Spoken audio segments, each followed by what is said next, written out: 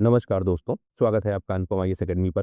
हमने अपने पिछले वीडियो में कवर किया था कि कैसे शिवाजी महाराज ने सूरत को लूटा और फिर उनका बाद में राज्याभिषेक हुआ। तो आज की वीडियो में हम समझेंगे कि जब शिवाजी का राज्याभिषेक हो गया, उसके बाद जो मराठा साम्राज्य है, वह कैसे-कैसे आगे बढ़ा, कैसे-कैसे उसने अपने क्षेत्र का विकास किया, कौन-कौन से वह प्रमुख युद्ध हैं, कौन-कौन से वह प्रमुख क्षेत्र हैं जिनके लिए मराठा साम्राज्य लड़ता है। सारे घटनाक्रम को हम डिटेल से कवर करेंगे। तो मैं अनुपम तिवारी स्वागत करता हूं आपका अपने इसी यूट्यूब चैनल पर। आइए जानें कैसे छत्रपति शिवाजी महाराज मराठा साम्राज्य का विकास करते हैं। घटनाक्रम के रूप में हम समझते हैं, उत्तर भारत है, दक्कन है और दक्षिण भारत है। उत्तर भारत में कौन है? मुगल है। दक्कन के क्षेत्र में एक बड़ी शक्ति इस समय कौन है? मराठा है। और दक्षिण की जो अन्य शक्तियां हैं, दक्कन में भी बीजापुर है और गोलकुंडा, यह दो बड़ी शक्तियां अभी भी हैं। तो मराठा साम्राज्य उत्तर में भी विस्तार करेगा, और जब उत्तर में विस्तार करेगा तो मुगलों से संघर्ष होगा। दक्षिण में भी विस्तार करने की कोशिश करेगा तो दक्षिण की शक्तियों से भी संघर्ष होगा। और जो मराठावाड़ा या फिर दक्कन का क्षेत्र है, वहां पर भी विस्तार करने की कोशिश करेगा तो बीजापुर और गोलकुंडा, इनसे भी इनके संबंध डेवलप होंगे। कई बार शत्रुता होगी, कई बार मित्रता होगी, युद्ध होंगे, समझौते होंगे। रेफरेंस के लिए आप ये समझिए कि उत्तर में बढ़ना है तो मुगलों से संघर्ष, दक्षिण में बढ़ना है तो अन्य शक्तियों से संघर्ष, और अगर दक्कन के क्षेत्र में ही विस्तार करना है तो बीजापुर और गोलकुंडा जैसी शक्तियों से संघर्ष करना है। इन सब के अलावा कुछ बड़ी शक्तियां और उभरी हैं, जैसे यूरोपीय शक्तियां, जिनमें इस समय सबसे प्रभावशाली कौन है? पुर्तगाली और अंग्रेज। या फिर हम यह कहें कि उस समय ज्यादा प्रभावशाली कौन है? तो पुर्तगाली। तो शिवाजी का संघर्ष पुर्तगालियों से भी होगा। अब पुर्तगालियों के साथ क्या है? इनकी नौसेना। पुर्तगालियों की नौसेना शुरुआती चरण में बहुत मजबूत है और यह अंग्रेजों पर भी भारी है। इसका मतलब अगर मराठा साम्राज्य को यह संघर्ष चलाना है, यानी अगर छत्रपति शिवाजी महाराज को यह संघर्ष आगे बढ़ाना है, चलाना है, और इस संघर्ष में अपना जो प्रभाव है वह बना के रखना है, तो इनको भी क्या करना पड़ेगा? नौसेना का विकास। तो आइए समझे इन सारे घटनाक्रमों को और कैसे कैसे यह सब कुछ विकसित हुआ। हमने देखा कि शिवाजी का राज्याभिषेक हो गया, उन्होंने सूरत को लूटा। उससे पहले हमने देखा था कि औरंगजेब ने उनको कैद किया था, कैसे वह बाहर निकले, अलग अलग क्षेत्रों पर घूमते रहे और फिर पहुंचे वापस दक्कन में, वहां पर उनका राज्याभिषेक हुआ। वह सारा घटनाक्रम हम देख चुके हैं। अब शिवाजी यहाँ पर विस्तार करेंगे। मुख्य रूप से शिवाजी बढ़ेंगे दक्षिण की तरफ और करेंगे कर्नाटक अभियान। राज्याभिषेक हुआ शिवाजी का 1674 में। उसके बाद 1677 से लेकर 1678 तक वह अपने क्षेत्र का लगातार विस्तार करेंगे और मुख्यतः इस समय विस्तार करेंगे दक्षिण भारत में। सबसे पहला काम यह हुआ कि जो गोलकुंडा है उससे शिवाजी की संधि हो गई। गोलकुंडा का शासक है अब्दुल्ला कुतुब शाह, यानी कुतुब शाही वंश वहां पर है। और उत्तर में जो मुगल है वह अपनी शक्ति को बढ़ाना चाहते हैं। तो मुगल क्या कर रहे थे? गोलकुंडा, बीजापुर, इन सब के क्षेत्रों पर अटैक कर रहे थे, इन सब के क्षेत्रों को जीत रहे थे। अब यह शक्तियां किसी ऐसे व्यक्ति के पास जाएंगी जो मुगलों को उत्तर दे सके। तो मुगलों का सबसे बड़ा शत्रु इस समय कौन है? मतलब उस समय की बात है, वह है आपके मराठा। और मराठों में भी कौन? शिवाजी महाराज। तो गोलकुंडा और बीजापुर यह संधियां करेंगी किससे? शिवाजी महाराज से। तो कुतुब शाह यह संधि करता है जिससे जो मराठा शक्ति है वह उसकी मदद करे। वहीं शिवाजी दक्षिण भारत के क्षेत्रों पर अपनी पकड़ मजबूत बनाने की कोशिश कर रहे हैं। इस क्रम में जो कर्नाटक के क्षेत्र हैं, जैसे बेलगाम, धारवाड़, यहाँ पर अटैक करते हैं। इनमें एक प्रमुख क्षेत्र है कोप्पल का किला। इसको भी शिवाजी महाराज जीतते हैं। कुल मिलाकर जो बेंगलुरु है, मतलब वर्तमान जो बेंगलुरु है, उसके आसपास का जो क्षेत्र है, जैसे होसकोटे, बेल्लारी, इन सब को शिवाजी महाराज जीत लेते हैं। सबसे बड़ी भूमिका आती है जिंजी में। जिंजी कहाँ है? तमिलनाडु। जिंजी का किला शिवाजी महाराज जीतते हैं। यह वही जिंजी का किला है जो बाद में मराठा साम्राज्य के लिए बहुत उपयोगी होगा। कैसे उपयोगी होगा? जब शिवाजी महाराज की डेथ होगी, उसके बाद राजा बनेंगे संभाजी, तो जो राजा राम है उनकी सुरक्षा में यह किला बहुत इंपॉर्टेंट होगा। अभी हम इसको आगे समझते हैं। इस किले को किससे जीता? बीजापुर से। तो आप देखिए, एक तरफ संधि भी हो रही है, एक तरफ आपस में युद्ध भी हो रहे हैं। इसलिए आपको यह समझना होगा कि जो बीजापुर है, गोलकुंडा है, इनकी संधियां जो होंगी वह किस प्रकार से होंगी। यानी मराठों से जो संधियां होंगी वह संधियां कैसी होंगी? राजनैतिक ज्यादा होंगी। राजनैतिक मतलब उत्तर से मुगल हमला कर रहे हैं और दक्षिण में, यानी इन क्षेत्रों के, इन राज्यों के दक्षिण में जो मराठा है वह ज्यादा सक्रिय है। तो उत्तर के हमले जो हैं उनसे बचने के लिए यह लोग मराठों से संधि करेंगे या शिवाजी से संधि करेंगे। लेकिन इनके आपस में भी क्या होंगे, राजनीतिक लाभ होंगे, उसके लिए आपस में भी संघर्ष होगा। तो बीजापुर से जीत लिया झिंझी का किला। इन्हीं सब के दौरान जो डच व्यापारी है, इनसे भी शिवाजी का संघर्ष होता है। इस समय जो डच शक्ति है वह भारत में आ चुकी है और भारत में यह कई काम कर रहे थे। एक तो यह व्यापार कर रहे थे, दूसरा राजनैतिक हस्तक्षेप और तीसरा धन परिवर्तन। व्यापार में भी ये लोग क्या कर रहे थे, गुलामों का व्यापार। लोगों को यहाँ से खरीदते थे और जाकर अफ्रीका के बाजारों में, यूरोप के बाजारों में वहां पर बेचते थे। इस व्यापार पर भी शिवाजी ने रोक लगाई, यानी डचों को रोकने का काम भी शिवाजी ने किया। कुल मिलाकर यह अभियान 14 महीने चला, यानी 1677 से लेकर 1678 तक। 14 महीने के इस अभियान के दौरान शिवाजी ने बहुत सारा धन इकट्ठा किया और 1678 में वह वापस लौटे पन्हाला किले पर। इन सब के दौरान शिवाजी को यह महसूस हुआ, स्पेशली जो डच संघर्ष है और जो सिद्दीकियों से हुआ संघर्ष है, उससे शिवाजी को यह एहसास हुआ कि नौसेना का विकास करना बहुत जरूरी है, क्योंकि यह शक्तियां नौसेना के रूप में बहुत ज्यादा डेवलप हो चुकी हैं। इसीलिए हम शिवाजी को कहते हैं फादर ऑफ इंडियन नेवी। तो दो प्रमुख कारण हैं। एक, जो यूरोपीय शक्तियां हैं यह अपना प्रभाव बढ़ा रही हैं और इनके पास नौसेना है। दूसरा, एक जंजीरा का किला है, यहाँ पर अधिकार था सिद्दीकियों का और इस किले पर शिवाजी को अधिकार करना था। तो दो बड़े कारण हैं, एक यूरोपीय शक्तियों का बढ़ता प्रभाव, दूसरा जंजीरा के किले को जीतना। इसको आप ऐसे समझिए, दक्षिण भारत का क्षेत्र है और दक्कन में मराठा सक्रिय हैं। अब एक तरफ जो यूरोपीय व्यापारी हैं वह प्रभाव बढ़ा रहे हैं, उस प्रभाव बढ़ाने में वह लूटमार भी कर रहे हैं और लूटमार में सबसे बड़ा योगदान है नौसेना का। स्पेशली जब हम बात करें पुर्तगाली की, तो पुर्तगाली नौसेना के रूप में बहुत ज्यादा सक्रिय है और अपनी शक्ति को वहीं से वह ज्यादा मजबूत कर पा रहे हैं। भारतीय जहाजों को लूट रहे हैं, यहाँ तक कि अंग्रेजों के जो जहाज है यानी ब्रिटिश जो जहाज है उनको भी लूट रहे हैं। और इन सब के बीच एक किला है जंजीरा। जंजीरा का किला स्ट्रेटेजिक रूप से बहुत ज्यादा इंपॉर्टेंट है। क्यों इंपॉर्टेंट है? समुद्र में है, यानी समुद्री जो क्षेत्र है, अरब सागर का जो क्षेत्र है, वहां पर एक किला है। अब यह किला निगरानी रखने के लिए बहुत ज्यादा इंपॉर्टेंट है। कौन सा व्यापारी आ रहा है, कौन अटैक करने आ रहा है, यह सारी चीजें इस किले से पता लगती। शिवाजी ने इस किले पर अधिकार करने की कई सारी कोशिशें की, लेकिन बार बार वह असफल हो जाते थे। असफलता का सबसे बड़ा कारण यह था कि यह किला समुद्र में था और बिना एक मजबूत नौसेना के इस किले को नहीं जीता जा सकता था। तो इसलिए शिवाजी ने भारतीय नौसेना का विकास किया और उनको कहा जाता है फादर ऑफ इंडियन नेवी। क्या क्या प्रमुख कारण है? सिद्दियों की जो शक्ति है, स्पेशली जंजीरी का किला, जो यूरोपीय शक्तियां हैं उनका बढ़ता प्रभाव, जो कोंकण तट है वहां पर अधिकार बनाए रखना और मुगल और बीजापुर इनको कमजोर साबित करना, यह सारे प्रमुख कारण हैं जिसके कारण भारतीय नौसेना का विकास होता है और शिवाजी को उसका फादर कहा जाता है। अब हम डेवलपमेंटल साइकिल को समझ लेते हैं कि कैसे यह डेवलप हुआ। शिवाजी ने क्या किया, जो कल्याण और भिवंडी का क्षेत्र है इनको 1657 में उन्होंने जीता था, वहां पर जहाज बनाने का काम शुरू करवाया। पहले छोटे जहाज बनाए गए, बाद में बड़े बड़े जहाज बनाने लगे। कहते यह है कि धीरे धीरे इनकी जो संख्या है वह 500 तक पहुंच गई, यानी शिवाजी के समय जो भारतीय नौसेना है उसकी संख्या लगभग 500 फ्लीट की पहुंच गई, मतलब कम से कम उसमें 500 जहाज थे। इन जहाजों की मदद से जो समुद्री क्षेत्र है, गोदाम है, इन सब की रक्षा की जाने लगी। अब यहाँ पर आपसे कुछ नाम पूछे जा सकते हैं, कौन कौन से प्रमुख व्यक्ति हैं?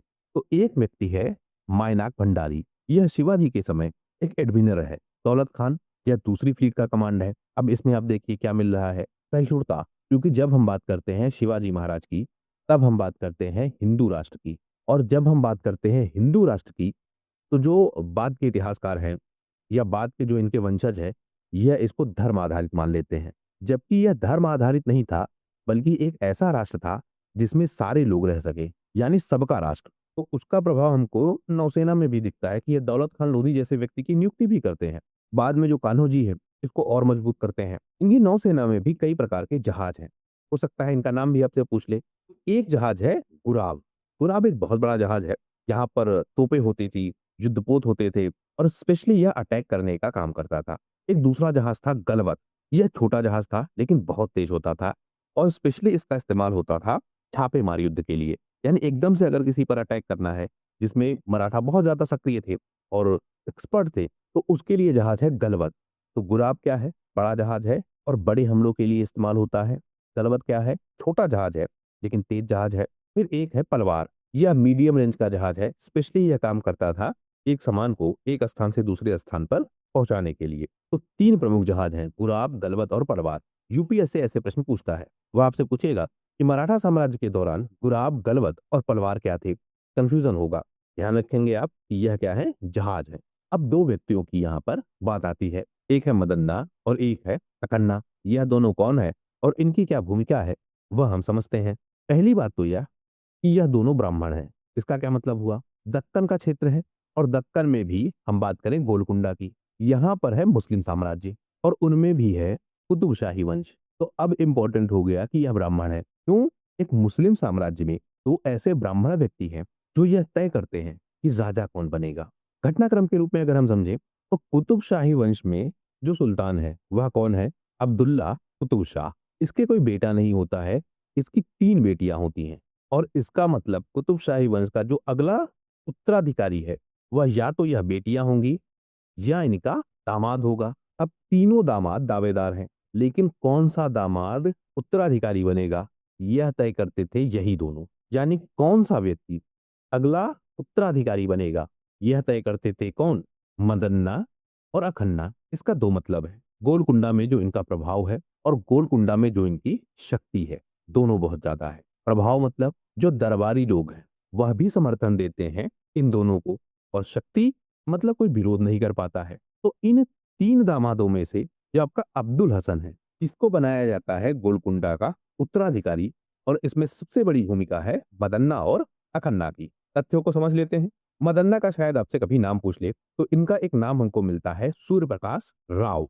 यह है क्या, प्रधानमंत्री हैं इसके, गोलकुंडा सल्तनत के। जब इन्होंने देखा कि उत्तर भारत में जो मुगल हैं वह बहुत ज्यादा सक्रिय हैं और जो दक्कन का यह प्रशासक है यानी गोलकुंडा का जो यह प्रशासन है यह कमजोर है, उत्तराधिकार का संकट भी है और इनके पास ही एक बड़ी शक्ति यानी शिवाजी उस समय उभर रहे हैं, अपने साम्राज्य का विस्तार कर रहे हैं। तो इन्होंने देखा कि जो शिवाजी हैं वह हिंदू सभ्यता के रक्षक हैं और मुगलों के खिलाफ हैं।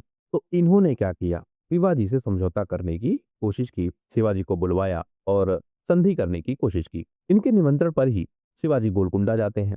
मदन्ना और अखन्ना जो है वह शिवाजी का स्वागत करते हैं। जो गोलकुंडा के तोपखाने हैं, धन है, संपदा है, वह शिवाजी को मिलती है। और शिवाजी भी जो आसपास के क्षेत्र हैं उनकी सुरक्षा को बढ़ाते हैं और यह तय करते हैं कि जो बीजापुर का एक हिस्सा है वह दे दिया जाए गोलकुंडा को। गोलकुंडा की जो सीमाएं हैं उनको सुरक्षित किया जाए और जो मुगल सेना है वह अटैक ना कर पाए। तो गोलकुंडा की सुरक्षा की जो जिम्मेदारी है वह सौंप दी जाती है शिवाजी को। यह काम करवाता कौन है, मदन्ना और अखन्ना। मदन्ना और अखन्ना कौन है, किंग मेकर है। इससे होता क्या है कि जब तक शिवाजी जिंदा रहते हैं गोलकुंडा पर मुगल साम्राज्य अधिकार नहीं कर पाता है, लेकिन शिवाजी की जब डेथ हो जाती है उसके बाद औरंगजेब यहाँ पर अटैक करता है और मदन्ना और अखन्ना जो है इन दोनों को मरवा देता है। हालांकि वह बात का घटनाक्रम है, लेकिन जब तक शिवाजी हैं तब तक गोलकुंडा की जो सुरक्षा है वह मराठा देखते हैं और गोलकुंडा मुगलों से सुरक्षित रहता है। अब इससे एक चीज और निकलती है, जो मराठा साम्राज्य है अब वह ना केवल अपनी सुरक्षा कर पा रहा है, बल्कि अगर कोई मुगलों के खिलाफ सुरक्षा भी चाहता है तो वह भी जाता है मराठों के पास, और मराठे इतने सक्षम हैं कि वह मुगलों के खिलाफ उनकी सुरक्षा कर सके। तो यहाँ पर हमको यह प्रभाव भी दिखता है। इसके बाद एक इंपॉर्टेंट चीज आती है, जंजीरी का किला। अब यह समुद्री क्षेत्र में है। अब यहाँ से जो निगरानी रखना है वह बहुत ज्यादा इंपॉर्टेंट है। इस किले पर अपनी पकड़ बनाए रखना वह बहुत ज्यादा इंपॉर्टेंट है, यानी समुद्र में ही किसी बड़ी शक्ति को रोक देना। इसके लिए यह जरूरी है कि इस किले पर मराठों का अधिकार हो, क्योंकि इस समय जो पुर्तगाली हैं, डच हैं, अंग्रेज हैं, यह सब तो अपना प्रभाव बढ़ा ही रहे हैं। ऊपर से मुगल हैं, यह भी अटैक करने की कोशिश कर रहे हैं। तो इस किले पर अधिकार के लिए शिवाजी कई बार संघर्ष करते हैं। दरअसल यह किला किसके पास है, जो अबीसिया के सिद्दी हैं, जो इथोपिया से आए हैं, इनका इस किले पर अधिकार है। मुख्यतः यह है कौन, यह मुस्लिम योद्धा हैं और इनकी संधियां हैं किसके साथ, मुगलों के साथ और आदिल शाही वंश के साथ। माना यह जाता है कि इस किले पर अधिकार का मतलब जो समुद्री पकड़ है वह बहुत ज्यादा मजबूत होती। तो शिवाजी कई बार कोशिश करते हैं, लेकिन अपने समय काल में वह सफल नहीं हो पाते हैं। इसी किले पर अधिकार का जो घटनाक्रम है उसने शिवाजी को यह प्रेरित किया कि वह नौसेना का डेवलपमेंट करें। 2 बड़े कारण हैं, एक पुर्तगालियों की बढ़ती शक्ति, दूसरा इस किले पर अधिकार। है कहाँ पर यह, अरब सागर द्वीप में है। पहले यह अहमदनगर के कंट्रोल में था, बाद में बीजापुर के कंट्रोल में चला गया और फिर यह सिद्दियों के कंट्रोल में या फिर हब्सियों के कंट्रोल में चला गया, क्योंकि इनको हब्सी भी कहते थे। कहते यह है कि इस किले पर 52 से ज्यादा हमले हुए, लेकिन कभी भी इस किले को कोई जीत नहीं सका। शिवाजी 1659 से ही यह कोशिश कर रहे थे कि इस किले पर अपना अधिकार कर ले। वह अटैक करते हैं, लेकिन सफल नहीं हो पाते हैं। 1660 से 1670 तक शिवाजी कई बार हमला करते हैं। आसपास के कुछ जो क्षेत्र हैं, जैसे दाभोल जैसा क्षेत्र, वहां पर अधिकार भी कर लेते हैं, लेकिन अंत में इस किले को फिर नहीं जीत पाते हैं।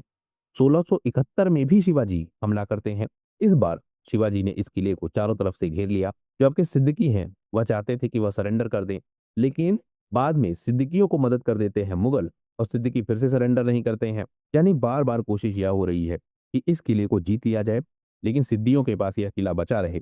इसकी कोशिश मुगल भी कर रहे हैं, इसकी कोशिश कहीं ना कहीं पुर्तगाली शक्ति भी कर रही है, क्योंकि उनको भी पता है कि अगर मराठा शक्ति का यहाँ पर अधिकार हो गया, तो उनका विस्तार करना या उनका इस तरह से प्रवेश करना भारत में, भारतीय क्षेत्रों को लूटना, व्यापार करना, वह सब काफी कठिन हो जाएगा। इसके बाद 1676 से लेकर 1679 तक, यानी अपने राज्याभिषेक के बाद, शिवाजी फिर कोशिश करते हैं, लेकिन अंततः इस किले को नहीं जीत पाते हैं। हालांकि हम बाद में देखते हैं कि 1736 में जो बाजीराव हैं, पेशवा बाजीराव, वह सिद्दियों को हराते हैं और इस किले पर अधिकार करते हैं। लेकिन शिवाजी से लेकर पेशवा बाजीराव तक लगातार हमले होते हैं। यह किला लेकिन नहीं जीता जाता। इन सब के दौरान ही शिवाजी का संघर्ष होगा पुर्तगालियों से। पुर्तगाली व्यापार भी करना चाहते हैं, समुद्री क्षेत्रों पर अधिकार भी करना चाहते हैं, राजनैतिक शक्ति के रूप में स्टेब्लिश भी होना चाहते हैं।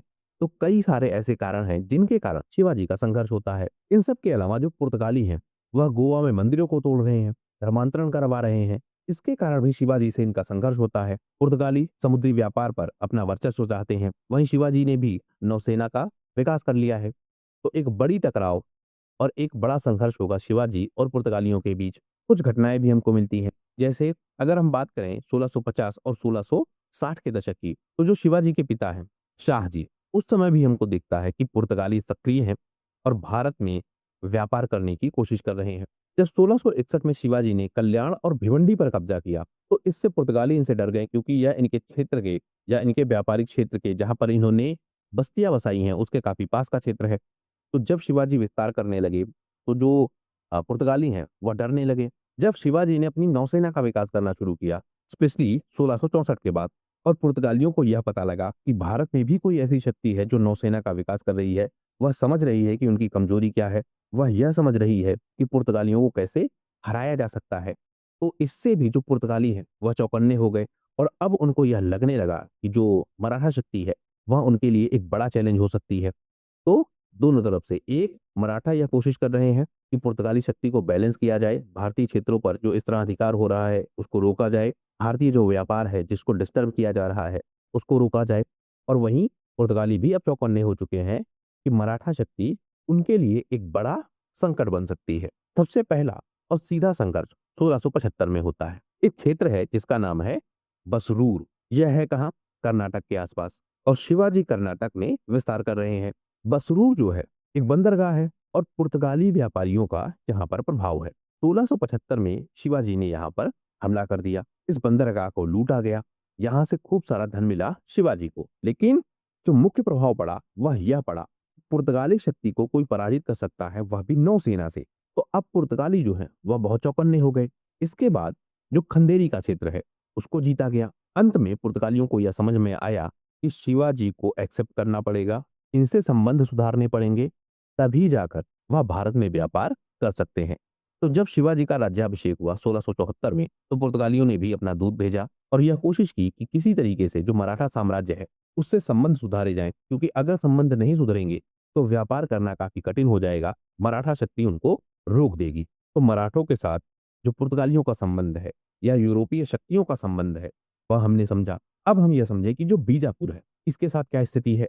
बीजापुर में शासक है आदिल शाह, और इस समय जो बीजापुर है वहां पर आंतरिक अशांति है, उत्तराधिकार का संघर्ष भी है। वहीं जो आपके शिवाजी हैं वह कर्नाटक अभियान में व्यस्त हैं, और बीजापुर के जो क्षेत्र है जैसे कोप्पल है, बेलगाम है, धारवाड़ है, इन सब पर शिवाजी ने अधिकार कर लिया। लेकिन बीजापुर यह समझता था कि अगर उसने खुले तौर पर शिवाजी का विरोध किया तो उसके सामने दो चैलेंज हो जाएंगे। एक, उत्तर में जो औरंगजेब है वह भी विस्तार कर रहा है, और दक्षिण में जो शिवाजी है वह भी विस्तार कर रहे हैं। तो इसने क्या किया, औरंगजेब की जगह शिवाजी को चुना, और शिवाजी से इसने संधि कर ली। संधि इसलिए हुई क्योंकि इसने देखा कि औरंगजेब भी विस्तार कर रहा है, अपने साम्राज्य को बढ़ा रहा है और शिवाजी भी बढ़ा रहे हैं। लेकिन जो शिवाजी का साम्राज्य है, वह साम्राज्य सबके लिए है, सबकी सुरक्षा के लिए है। और जो औरंगजेब का साम्राज्य है, वह केवल मुगलों की सुरक्षा के लिए है, मुगलों का विस्तार है। तो इसने क्या किया, शिवाजी से समझौता किया। शिवाजी ने भी बीजापुर की मदद की और जो मुगल सप्लाई है, उस मुगल सप्लाई को काट दिया, जिससे जो मुगल है वह बीजापुर पर अटैक ना कर पाए। यानी बीजापुर और मराठा के बीच जो संधि होती है, वह संधि इसलिए होती है क्योंकि उत्तर से जो औरंगजेब है वह विस्तार करना चाहता है और मराठा भी अपनी शक्ति का विस्तार करना चाहते हैं। लेकिन मराठों के साथ उनको समझ में आता है कि इनके साथ समझौता किया जा सकता है और मराठा शक्ति के साथ जुड़ने के बाद अपने साम्राज्य को बचाया भी जा सकता है, क्योंकि अगर मुगलों से जुड़ते तो मुगल इनके क्षेत्र पर अधिकार कर लेते। यहाँ भी हमको यही मिलता है कि जब तक शिवाजी जिंदा है तब तक मुगल बीजापुर में भी अटैक नहीं कर पाते हैं। लेकिन 1680 में शिवाजी की डेथ हो जाती है। इसके बाद मराठा साम्राज्य में उनके अलग अलग उत्तराधिकारी आते हैं और बाद में यह शक्ति चली जाती है पेशवाओं के पास। उसको हम अलग से समझेंगे।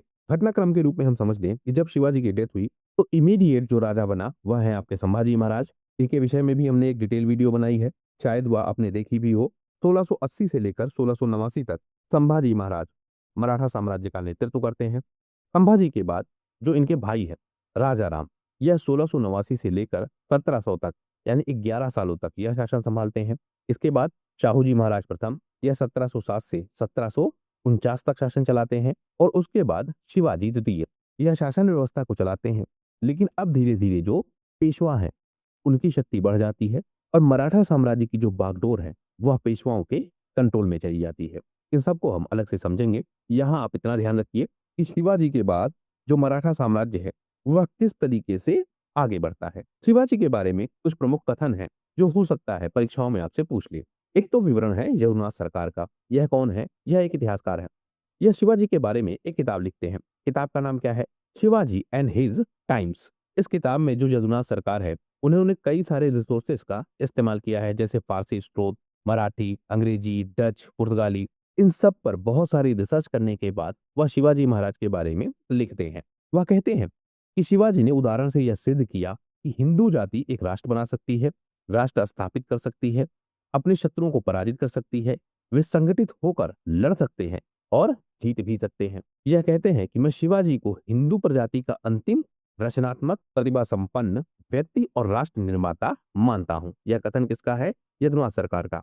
प्रीलिम्स में ऐसे प्रश्न पूछे जाते हैं, आपसे यह लाइन देगा और कहेगा कि यह किसने कहा है।